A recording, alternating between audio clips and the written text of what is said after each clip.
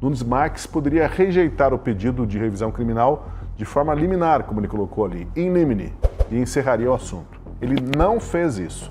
Em seguida, ele notifica a PGR e aumenta o prazo ali de 10 para 20 dias para o Paulo Gonet pensar bem na resposta que vai dar. Agora, Fabiana, sem criar falsas expectativas, será que esse processo de revisão criminal pode efetivamente culminar na anulação da condenação do ex-presidente Jair Bolsonaro? A gente sabe que em algum momento vai ter que passar ali pelo presidente da segunda turma, o Gilmar Mendes, que teria de pautar essa revisão mais adiante. Como que você vê esse início, esse pontapé dado pelo Nunes Marques para revisar esse julgamento? Bom, primeiro que pelo aspecto jurídico e não político, e aqui a gente precisa analisar os dois, não seria ter falsas esperanças dessa revisão criminal ser concretizada e o Jair Bolsonaro ser colocado em liberdade. Porque o que a defesa aponta aqui nessa revisão criminal, né, que é uma nova ação, não é um recurso, realmente são nulidades e nulidades ali palpáveis, inclusive, né, são nulidades que é difícil não enxergar que realmente elas existiram. Uma delas, que é inclusive nesse despacho aí do Cássio Nunes, ele dá a dica. Ele diz, dada a complexidade, por ser, né, ex-presidente da República, eu aumento o prazo. E qual que é a dica que ele está dando aí? Justamente o caso de um ex-presidente da República que jamais foi julgado por uma turma, né, nós tivemos ex-presidentes sendo julgado ou na primeira instância, que no meu entendimento era isso que deveria ocorrer, ou pelo plenário do Supremo Tribunal Federal, mas aí em sede de recurso. Isso não é recurso, é uma nova ação.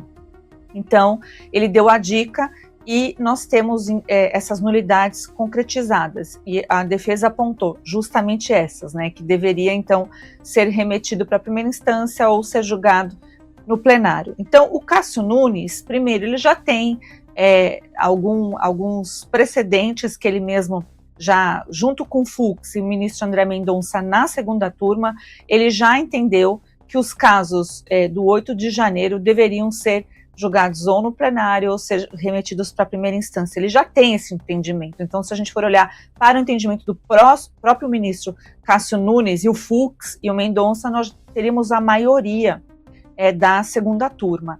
Teria essa pequeno problema, que não é tão pequeno, que Gilmar realmente é presidente da turma, mas isso é revezado. Mas até lá é difícil pensar se o Gilmar iria pautar ou não.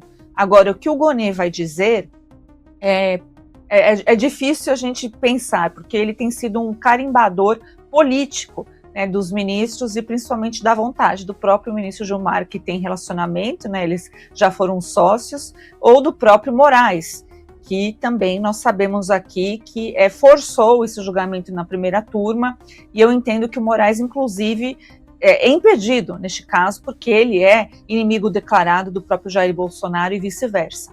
Então, nós teríamos aí, talvez, o PGR se manifestando para submeter ao plenário. Se fosse na segunda turma, com toda certeza, teríamos aí a maioria ou empate, mas eu creio na maioria, para colocar o presidente Bolsonaro em liberdade e ter anulação desse processo. Mas se for para o plenário, eu veria aí um placar de 7-3. Os 3 ministros que votariam para a nulidade processual de tudo que ocorreu com o presidente Bolsonaro seria o Fux, o André Mendonça e o próprio Cássio Nunes. Bom, Paulo Briguet, tem o timing, o momento desse pedido, né?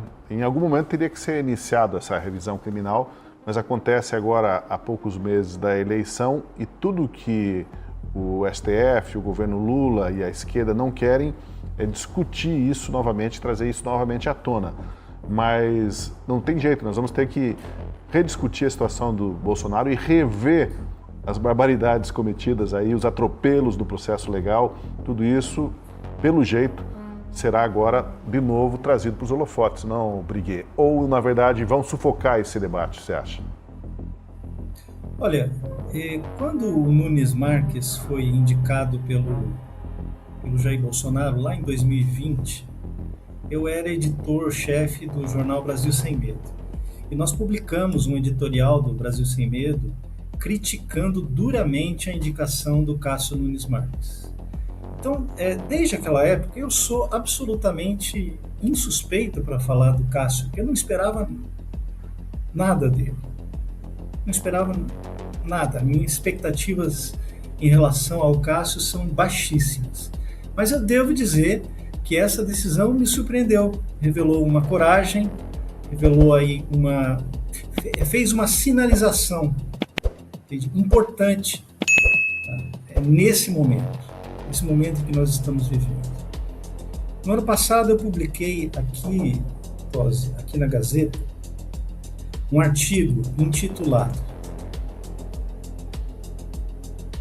Julgamento do 8 de janeiro, a maior farsa jurídica da história do país. E é isso que o julgamento do 8 de janeiro é. A maior farsa política da história do Brasil. Cedo ou tarde, a verdade sobre esse episódio virá à tona. Não sei se isso vai demorar meses, eu não sei se isso vai demorar anos ou talvez até décadas.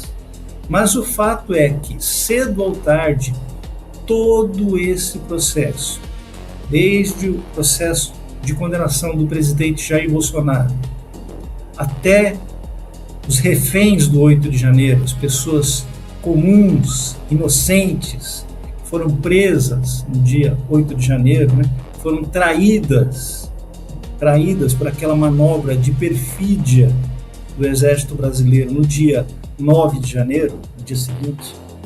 Bom, cedo ou tarde isso virá à tona.